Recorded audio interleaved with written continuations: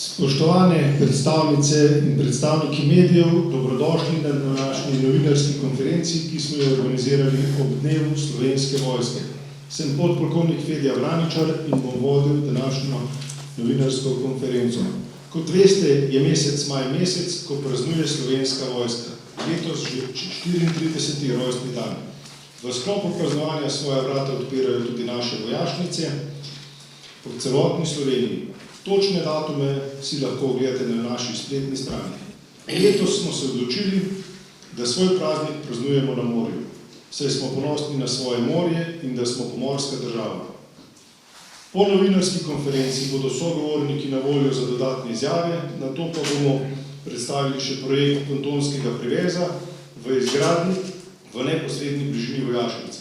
Dovolite mi, da vam predstavim današnje sogovornike, ki bodo podali izjave o dogodku ob praznovanju dneva Slovenske vojske.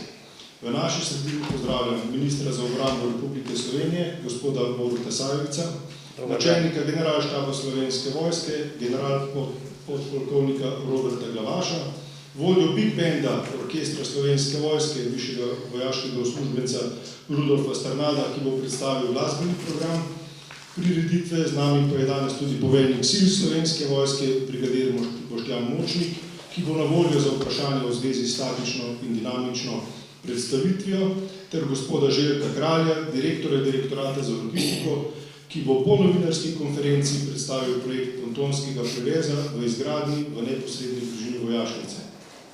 Med nami v naši sredini pa toplo pozdravljam tudi malo jazz zasedbo orkestra Slovenske vojske in kantavtorja Rudija Bučarja, ki bodo popestrili današnjo novinarsko konferenco. Po izjavah bodo sogovorniki na voljo tudi za vprašanje. Najprej pa bo izjavo podal minister za obrambo Republike Slovenije, gospod Borut Sajovic. Vsem skupaj prijazen dober dan. Lepo je biti v 430. divizionu med ljudmi, ki so v modrem in so modri. Morje Adriansko še vedno buči, tudi slovansko je v pomembnem delu našem in pa dragocenem delu obale. Zadovoljen sem, da skrbimo za tudi ta vidik naše pripravljenosti, obrambne usposobljenosti in pa tudi tu naši pripadniki in pripadnice v modrem ne skrbijo samo za varnost in obrambno pripravljenost, ampak pomagajo pri številnih reševalnih nalogah, ki so tudi ekološkega značaja, ali pa pri zgodbah, kjer se rešuje ljudi v stiski. Ja, dan Slovenske vojske, na katerega smo ponosni že od 15. maja 1991, ko sta začeli šolanjem prvi dve generaciji naših pripadnic in pripadnikov, nabornikov, ena v Mariboru, v Pekrah, druga v Ljubljani, smo ponosni. Slovenska vojska je in ostane ljudska vojska, vojska, ki je povezana z ljudmi in je naša naloga za ljudi. Veselimo se letošnjega dogodka v Kopru, kjer bomo predstavili možnosti, ki jih imamo, kaj delamo, kaj počnemo in predvsem, kako zanimiv, cenjen in pa spoštovan je poklic v službi domovine, kakšne aktivnosti se bodo tam izvajale, zagotovo v nadaljevanju pove načelnik, poveljnik in pa še kdo. Kot minister sem pa zadovoljen, da je ladja Triglav, na katero smo vsi ponosni, vsak mesec bolje opremljena in pa bližje domači luki, kjer jo pa končno čaka varen naš pristan. V nadaljevanju si ga bomo zagotovo tudi ogledali. Remont Triglava v Turčiji je bil uspešen, zdaj se Triglav nahaja v Šibeniku, kjer se že vgrajujejo dodatni varnostni in pa obrambni sistemi. V njih je kar nekaj tudi slovenskega znanja, tako da hvala lepa, ker ste z nami. Prisotnost glasbenic in glasbenikov pa potrjuje tisto, da seveda se trudimo biti in smo predvsem ljudje, ki so blizu ljudem. Kulturi, športu namenjamo veliko pozornosti in sam ta delček bo pokazal, kaj vse znamo in zmoremo. Tako da, gospod Strnad, hvala lepa, ker ste z nami, pa tudi za vašo dolgoletno ustvarjanje in pa prisotnost. Hvala, kaj več pa v vprašanjih. Včeraj sem namignil na Brniku pri Eurotransplantu, da se krepimo, posodabljamo in moderniziramo na vseh področjih. Danes v Ankaranu, kaj veliko ne morem obljubiti, ker je slovensko morje bolj plitvo, ampak smo pa nanj ponosni in se pripravljamo tudi na njegovo obrambo. Hvala. Hvala lepa, gospod minister. Glede na to, da bo naša osrednja slovesnost popestrena tudi z glasbenim programom, smo se tudi danes odločili, da vam predstavimo naš orkester Slovenske vojske in veseli smo, da je danes z nami tudi kantavtor Rudi Bučar in sledi glasbeni vložek. Orkester Rudi Bučar, prosim. Ja, to smo tisti ljudje,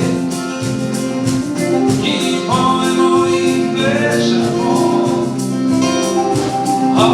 Ja, to smo tisti ljudje, ki smo soncem obsijani in gledamo naprej.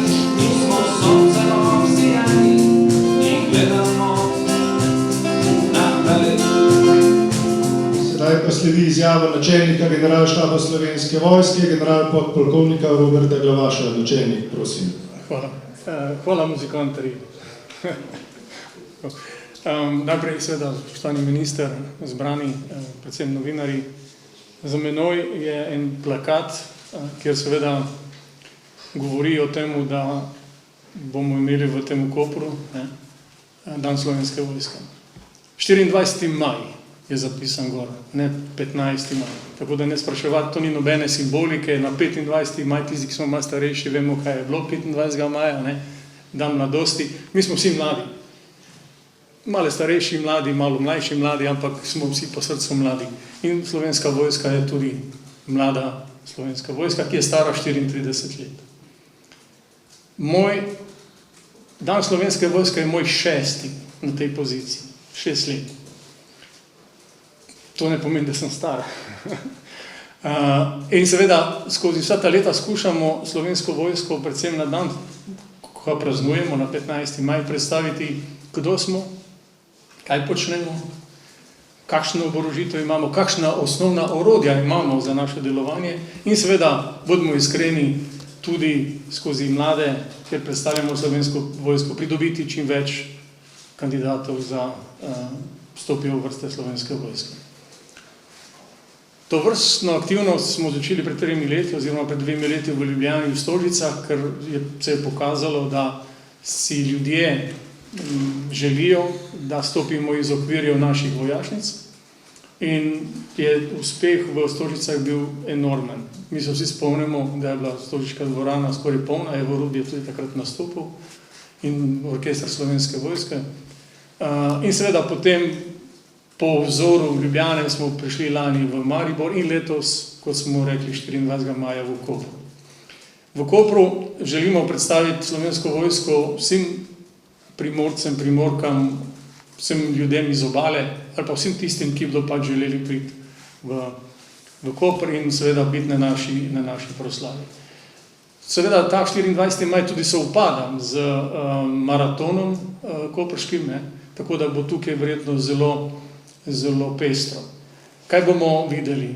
Videli bomo od 10. zjutraj predstavitev Slovenske vojske, tako dinamično kot statično predstavitev, skratka opremo, orožje, ljudi, pogovarjali se boste lahko z vojaki, predstavili bomo tudi grozd vojaške industrije slovenske, skratka vse tisto, kar lahko rečemo, deluje v okviru obrambnega resorja, obrambnega sistema, od vojske vsem do ostalih segmentov. In seveda, tukaj vmes bodo tudi določene aktivnosti, dinamične aktivnosti, kjer bomo skušali skozi svoje, mi rečemo temu, taktične postopke prikazati delovanje Slovenske vojske na morju, v zraku in seveda tudi na kopnem. Tako da bo to prijetno za videti, tako da vsi, ki bodo pač želeli priti, jaz jih danes vljudno vabim, naj pridejo, naj vidijo, kdo smo, da ne bo dileme, da mogoče delamo kaj slabega. Slovenska vojska je vedno in bo za ljudi. To smo povedali večkrat, predvsem pa v zadnjih 3-4 letih, ko so se dogajali požari, poplave, spomnimo se, kaj je bilo vse na Krasu, kjer je Slovenska vojska funkcionirala odlično. Vemo, kaj se je dogajalo na poplavah, kjer je Slovenska vojska 6 mesecev po poplavah oziroma po rešitvah, ki je bila za sklepom vlade tudi prekinjena, smo mi delovali v tistem predelu Slovenije in seveda skušali pomagati ljudem v stiski. Ne glede na to, Slovenska vojska, kot sem rekel, je naša vojska, slovenska, 34 let stara in jaz upam, da so to dobri zametki za naprej. Večerni del je naša zgodba, se pravi proslava Slovenske vojske. V prvem delu, se pravi sestavljeno bo iz 2 delov, v prvem delu bo pač ta normalna proslava, kjer seveda bomo nagradili najzaslužnejše, povedali par stavkov, se pravi jaz, minister in predsednica države. V drugem delu bo pa nastop orkestra oziroma Big Banga Slovenske vojske pod taktirko Rudija Strnada. Nastopajoči, mislim, da bodo zanimivi, Rudi jih bo omenil. Tako da, kaj ne rečem, dobrodošli v Koper od 10 do 20. Vstop, še to moram povedati, vstop v dvorano Bonifika, to bo dvorani Bonifika, je zastonj, kar je, vsi tisti, ki želite, se morate samo preko Eventima registrirati in karte so brezplačne. Tako da povabljeni, vidimo se 24. v Kopru. Hvala lepa. Hvala lepa, načelnik. Sedaj pa prav posebna glasbena točka. Rudi Bučar in mala zasedba orkestra Slovenske vojske.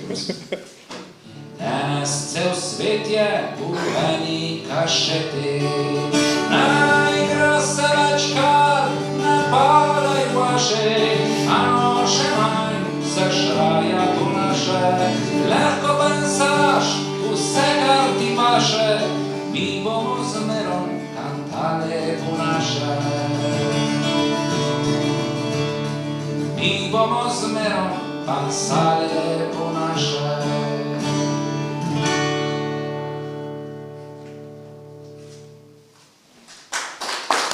Hvala lepa, Rudi Bučar. Sedaj pa pod mikrofon vabim vodjo Big Banda orkestra Slovenske vojske, višjega vojaškega uslužbenca Rudolfa Strnada, ki bo predstavil glasbeni program.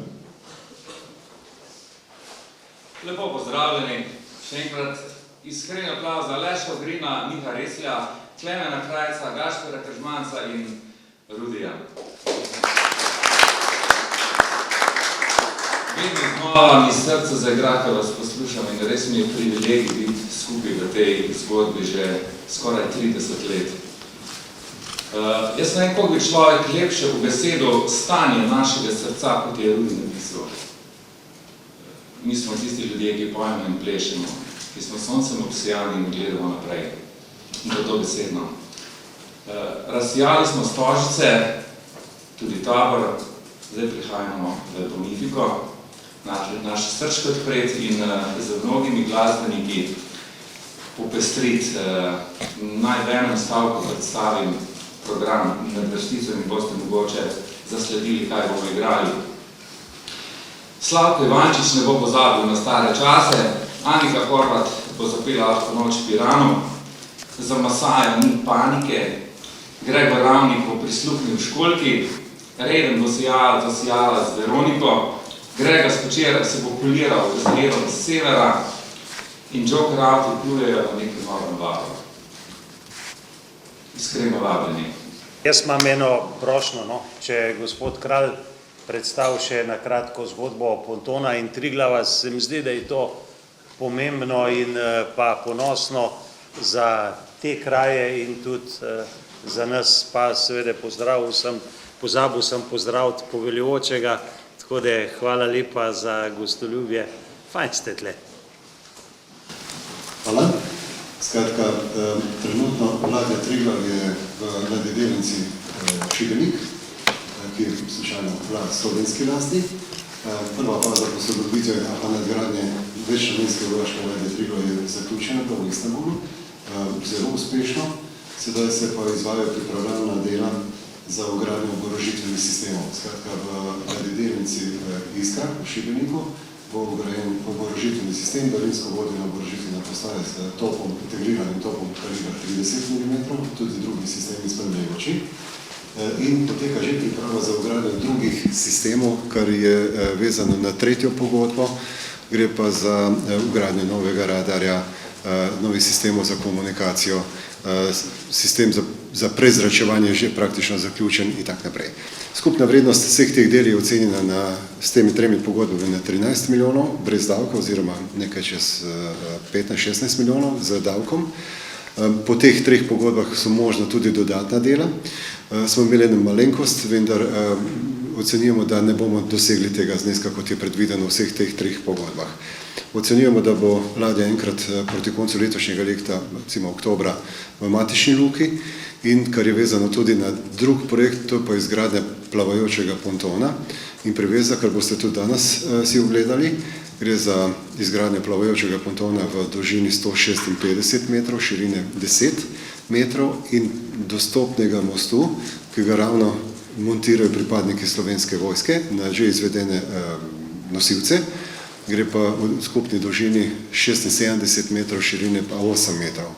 Skratka, po tem pontonu lahko tudi pripeljamo kamion cisterno z gorivom in natankamo ladjo, lahko pa tudi nalagamo tudi drug material potreben za delovanje obeh vojaških ladij in Ankarana in Triglava. Skratka, tako kot sem omenil, gre za 156-metrski ponton, ki lahko privežemo in bomo privezali obe ladji, lahko tudi morebitne nove ladje privežemo na ta ponton oziroma vse tiste čolne, ki jih ima v uporabi Slovenska vojska. In s tem se bo rešil tudi problem teh začasnih prevezov, kot jih imamo v koprskem tovornem pristanišču na dveh lokacijah. In to, kar se nam je tudi dogajalo, kar je tudi v dogovoru korektno za Luko Koper zapisano, da kadar bo treba, se naše vojaške ladje umaknejo z namenom iztovora v bistvu drugih ladij na tem območju. To je toliko, seveda kasneje po ogledu, lahko tudi kako vprašanje postavite, pa vam na to z veseljem odgovorim. Kar se tiče vojaškega pontona in vseh teh privezov, je strošek slabih 10 milijonov evrov z davkom in to so te glavne investicije. Preden smo začeli z nadgradnjo posodobitvijo vojaške ladje Triglav, smo imeli tudi izvedbo rednih remontnih del, skratka motorji, vsa tri motorja sta bila celovito prenovljena, ker gre za redna servisna in remontna dela. In to je bilo narejeno v ladjedelnici v Trstu, uspešno zaključeno. Skratka, to, kar je nadgradnje, pa nadaljevanje v bistvu tiste zgodbe modernizacije vojaške ladje Triglav. Toliko za enkrat. Hvala. Hvala lepa, gospod direktor.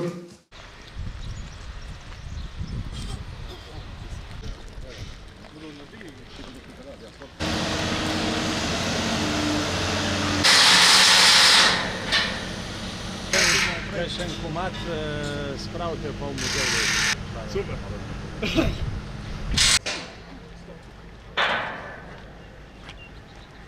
Kreno, jih plačamo premalo. To morate pa jih plačati. Ne.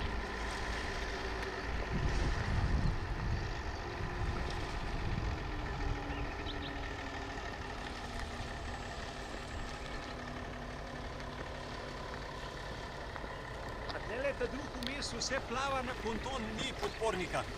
Ta dva temelja imajo Ja. pilote dol, so zabiti. Pa na koncu. Tako, od zadnjega Ja.